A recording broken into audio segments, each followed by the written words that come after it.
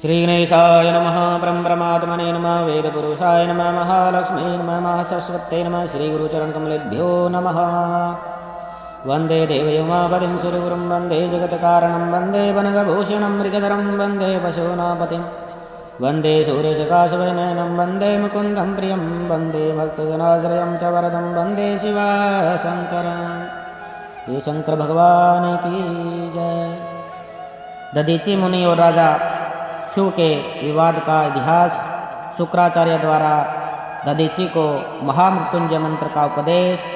मृत्युंजय मंत्र के अनुष्ठान से दधीची को अवैधता की प्राप्ति।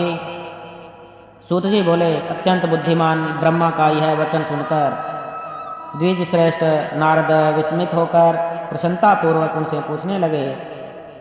नारद जी बोले, हे ब्राह्मण, भगवान विष्णु शिव जी को छोड़कर अन्य देवताओं के साथ दक्ष के यज्ञ में किस कारण से गए, जहाँ उनका तिरस्कार ही हुआ, इसे बताइए। क्या वे प्रलयकारी पराक्रम वाले शंकर को नहीं जानते थे? उन्होंने अज्ञानी की भांति शिव गणों के साथ युद्ध क्यों किया? हे करुणानिधे, यह मुझे बहुत बड़ा संदेह है, आप उसे दूर कीजिए और प्रभु मन में उत्साह पैदा करने वाले शिव चरित्र को भी कहिए। ब्रह्मा जी बोले, हे द्विजवर्य, आप प्रेम पूर्वक शिव चरित्र का स्मरण कीजिए, जो पूछने वाले तथा कहने वालों के सभी संदेह को दूर करता है। पूर्व काल में दधीची मुनि ने राजा शुभ की सहायता करने वाले श्रीहरि को शाप दे दिया, इसलिए भ्रष्ट ज्ञान वाले श्री वे विष्णु देवताओं के साथ दक्ष के यज्ञ में चले गए। नारद जी बोले, हे ब्राह्मण, मुनियों में श्रेष्ठ दधीची ने भगवान विष्णु को श्राप क्यों दिया? शुभ की सहायता करने वाले विष्णु ने उनका कौन सा अपकार किया था? ब्रह्मा जी बोले, सु नाम से प्रसिद्ध एक महातेजस्वी राजा उत्पन्न हुए थे। वे महाप्रभावशाली मुनीश्वर दधीची के मित्र थे। पूर्व काल में लंबे समय से तप के प्रसंग को लेकर शुभ और दधीची में महान अनर्थकारी विवाद आरंभ हो गया, जो तीनों लोकों में विख्यात हो गया।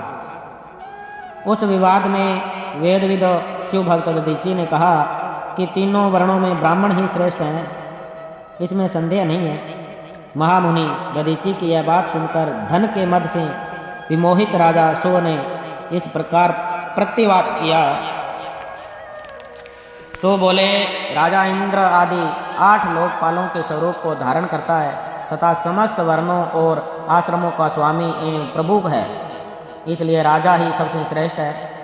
राजा की श्रेष्ठता प्रतिपादन करने वाले श्रुति भी कहती है कि राजा सर्वदेवमय है, इसलिए हे मुने, जो सबसे बड़ा देवता है वह मैं ही हूँ।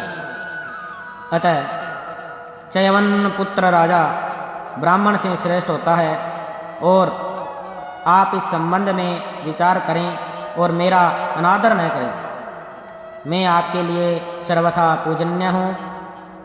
ब्रह्मा जी बोले, उन शुका श्रुतियों और स्मृतियों के विरुद्ध यह मत सुनकर मुनि श्रेष्ठ दधीची अत्यंत कुपित हो उठे। तब हे मुने, आत्म गौरव के कारण कुपित हुए महातेजस्वी दधीची ने शुभ के मस्तक पर अपनी बाईं मुट्ठी से प्रहार किया। तत्पश्चात दधीची के द्वारा ताड़ित किए गए ब्राह्मणाधिपति दुष्ट शुभ अत्यंत कुपित हो गरज उठे और उन्होंने वज्र से दधीची का सिर काट डाला। उस वज्र से आहत हो दधीची पृथ्वी पर गिर पड़े। शुक के द्वारा काटे गए भार्गव वंशधर दधीची ने गिरते समय शुक्राचार्य का स्मरण किया। तब योगी शुक्राचार्य ने आकर शुक के द्वारा दधीची के काटे गए शरीर को तुरंत जोड़ दिया। दधीची की देह को पूर्व की भांति ठीक करके शिव भक्त शिरोमणि तथा मृत्युंजय विद्या के प्रवर्तक शुक्राचार्य उनसे कहने लगे। शुक्र बोले, हे तात दधीची, मैं सर्वेश्वर प्रभु शंकर का पूजन करके श्रेष्ठ वैदिक महामृत्युंजय मंत्र का आपको उपदेश देता हूँ। त्रयंबकम यजामहे, हम त्रिलोकी के पिता 3 नेत्रों वाले तीनों मंडलों में सूर्य, सोम तथा अग्नि के पिता तथा तीनों गुणों सत्य, रज और तम के स्वामी महेश्वर का पूजन करते हैं, जो त्रितत्व, आत्म तत्व, विद्या तत्व और शिव तत्व त्रिवही आहावन्य, ग्रहपत्य और दक्षिणाग्नि तथा पृथ्वी, जल, तेज इन तीनों भूतों के एवं जो त्रिदिव, स्वर्ग, त्रिबाहु तथा ब्रह्मा, विष्णु और शिव इन तीनों देवताओं के महान ईश्वर महादेव जी हैं। सुगंधिम पुष्टिवर्धनम महामृत्युंजय मंत्र का यह द्वितीय चरण है, जिसे फूलों में उत्तम गंध होती है। उसी प्रकार वे भगवान शिव संपूर्ण भूतों में, तीनों गुणों में, समस्त कृत्यों में, इंद्रियों में, अन्याय देवों में और गणों में उनके प्रकाशक सारभूतात्मा के स्वरूप में व्याप्त हैं। अतः एवं सुगंध युक्त एवं संपूर्ण देवताओं के ईश्वर हैं। हे द्विजतम, जिन महापुरुषों से प्रकृति की पुष्टि होती है, हे सुवत, महत तत्व से लेकर विशेष पर्यंत विकल्पों के जो स्वरूप हैं, हे महामुने, जो विष्णु पितामह मुनिगणों एवं इंद्रियों सहित समस्त देवताओं की पुष्टि का वर्धन करते हैं, इसलिए वे पुष्टिवर्धन हैं। वे देव रुद्र अमृत स्वरूप हैं, जो पुण्य कर्म से, तपस्या से, स्वाध्याय से, योग से अथवा ध्यान से उनकी आराधना करता है, उसे वे प्राप्त हो जाते हैं। जिस प्रकार ककड़ी का पौधा अपने फल से स्वयं ही लता को बंधन में बांधे रखता है और पक जाने पर स्वयं ही उसे बंधन से मुक्त कर देता है, ठीक उसी प्रकार बंध मोहकारी प्रभु सदाशिव अपने सत्य से जगत के समस्त प्राणियों को मृत्यु के पास स्वरूप सूक्ष्म बंधन से छुड़ा देते हैं। यह अमृत संजीवनी मंत्र है, जो मेरे मत से सर्वोत्तम है। हे दधीचि, आप में मेरे द्वारा दिए गए इस मंत्र का शिव ध्यान परायण होकर नियम से जप कीजिए और जप और हवन भी इस मंत्र से करें और इसी मंत्र से अभिमंत्रित कर दिन और रात में जल भी पीजिए तथा शिव विग्रह के पास स्थित हो उन्हीं का ध्यान करते रहिए। इससे कभी भी मृत्यु का भय नहीं रहता।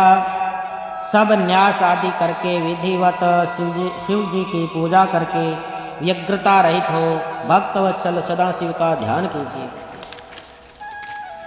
अब मैं सदाशिव के ध्यान को बता रहा हूँ, जिसके अनुसार उनका ध्यान करके मंत्र जप करना चाहिए। इस प्रकार जप करने से बुद्धिमान पुरुष भगवान शिव के प्रभाव से उस मंत्र को सिद्ध कर लेता है। ध्यान मंत्र का अर्थ इस प्रकार है, अपने दो कर्म कमलों में स्थित दोनों कुंभों से जल को निकालकर ऊपर वाले दोनों हाथों से सिर पर अभिषेक करते हुए कुंभ सहित अपने अन्य दोनों हाथों को अपनी गोद में धारण करते हुए शेष दो हाथों से अक्षमाला तथा मृग मुद्रा धारण करने वाले कमल के आसन पर विराजमान सिर पर स्थित चंद्रमा से टपकते हुए अमृत कण से भीगे हुए शरीर वाले तथा 3 नेत्र वाले पार्वती सहित महामृत्युंजय भगवान का मैं ध्यान करता हूँ। ब्रह्मा जी बोले, हे तात, मुनि श्रेष्ठ दधीचि को इस प्रकार उपदेश देकर शुक्राचार्य भगवान शंकर का स्मरण करते हुए अपने स्थान को चले गए। उनके बाद सुनकर महामुनि दधीचि बड़े प्रेम से शिवजी का स्मरण करते हुए तपस्या के लिए वन में गए। वहाँ जाकर वे विधि पूर्वक महामृत्युंजय नामक उस मंत्र का जप करते हुए और प्रेम पूर्वक शिव का चिंतन करते हुए तपस्या करने लगे। दीर्घ काल तक उस महामृत्युंजय मंत्र का जप करके तपस्या द्वारा शंकर की आराधना करके उन्होंने शिव को प्रसन्न कर लिया। हे महामुनि, तब उस जप से प्रसन्नचित हुए भक्तवत्सल शिव उनके सामने प्रेम पूर्वक प्रकट हो गए। अपने प्रभु शंभु का साक्षात दर्शन करके वे मुनीश्वर आनंदित हो गए और उन्हें विधि पूर्वक प्रणाम करके दोनों हाथ जोड़ भक्ति भाव से सत्वन करने लगे। हे तात, हे मुने, उनके बाद मुनि के प्रेम से आनंदित उन शिव ने अत्यंत प्रसन्न चित्त से दधीचि से कहा, वर मांगो। शिव का यह वचन सुनकर भक्त श्रेष्ठ दधीचि दोनों हाथ जोड़कर नतमस्तक हो भक्त वत्सल शंकर से कहने लगे, हे देवदेवे, हे महादेव, मुझे 3 वर दीजिए। मेरी हड्डी वज्र हो जाए, कोई भी मेरा वध न कर सके और मैं सर्वथा अधीन रहूं। ब्रह्मा जी बोले, उनके कहे हुए वचनों को सुनकर प्रसन्न हुए परमेश्वर तथास्तु कहा और उन दधीचि को 3 वर दे दिए। शिवजी से 3 वर पाकर वेद मार्ग में प्रतिष्ठित महामुनि आनंद मगन हो गए और शीघ्र ही राजा ध्रुव के स्थान पर गए। उग्र स्वभाव वाले महादेव जी से अवधयिता अस्तित्व के वज्रमय दोनों और अधीनता का वर पाकर दधीचि ने राजेंद्र सु के मस्तक पर पादमूल से प्रहार किया। तब विष्णु की महिमा से गर्वित राजा ध्रुव ने भी क्रोधित होकर दधीचि की छाती पर वज्र से प्रहार किया। वह वज्र परमेश्वर शिव के प्रभाव से महात्मा दधीचि का कुछ भी अनिष्ट न कर सका। इससे ब्रह्मपुत्र ध्रुव को आश्चर्य हुआ। मुनीश्वर दधीचि की अविद्या, अधीनता तथा वज्र से बढ़कर प्रभाव देखकर ब्रह्म कुमार शिव के मन में बड़ा विस्मय हुआ। वे शरणागत पालक नरेश मृत्युंजय के सेवक दधीचि से पराजित होकर शीघ्र ही वन में जाकर इंद्र के छोटे भाई मुकुंद हरि का आराधना करने लगे। उनकी पूजा से संतुष्ट होकर गरुड़ ध्वज भगवान मधुसूदन उन्हें दिव्य दृष्टि प्रदान की। उस दिव्य दृष्टि से गरुड़ ध्वज जनार्दन देव का दर्शन करके और उन्हें प्रणाम करके ध्रुव ने प्रिय वचनों के द्वारा उनकी स्तुति की। इस प्रकार इंद्र आदि से स्तुत उन अजय ईश्वर देव का पूजन और सत्वन करके वे राजा ध्रुव भक्ति भाव से उनकी ओर देखकर मस्तक झुकाकर प्रणाम करके उन जनार्दन से कहने लगे। राजा बोले, भगवान दधीचि नाम से प्रसिद्ध एक ब्राह्मण हैं जो धर्म के ज्ञाता तथा विनम्र स्वभाव वाले हैं। वे पहले मेरे मित्र थे। वे निर्विकार मृत्युंजय महादेव की आराधना करके उन्हीं शिव के प्रभाव से सबके द्वारा सदा के लिए अवैध हो गए हैं। एक दिन उन महातपस्वी दधीचि ने भरी सभा में अपने बाएं पैर से मेरे मस्तक पर बड़े वेग से अवहेलनापूर्वक प्रहार किया और बड़े गर्व से मुझसे कहा, मैं किसी से नहीं डरता। हे हरे, वे मृत्युंजय से उत्तम वर पाकर अनुपम गर्व से भर गई। ब्रह्मा जी बोले, हे नारद, महात्मा दधीचि की अवैधता को जानकर श्री हरि ने महेश्वर के अतुलित प्रभाव का स्मरण किया। इस प्रकार स्मरण करके विष्णु ब्रह्मपुत्र ध्रुव से शीघ्र बोले, राजेंद्र, ब्राह्मणों को कहीं भी थोड़ा सा भी भय नहीं है। हे भूतेश, विशेष रूप से रुद्र भक्तों के लिए तो भय ही नहीं है। यदि मैं आपकी ओर से कुछ करूं तो ब्राह्मण दधीचि को दुख होगा और वह मुझ जैसे देवता के लिए भी श्राप का कारण बन जाएगा। हे राजेंद्र, दधीचि के श्राप से दक्ष के यज्ञ में सुरेश्वर शिव के द्वारा मेरा विनाश होगा और फिर उत्थान भी होगा।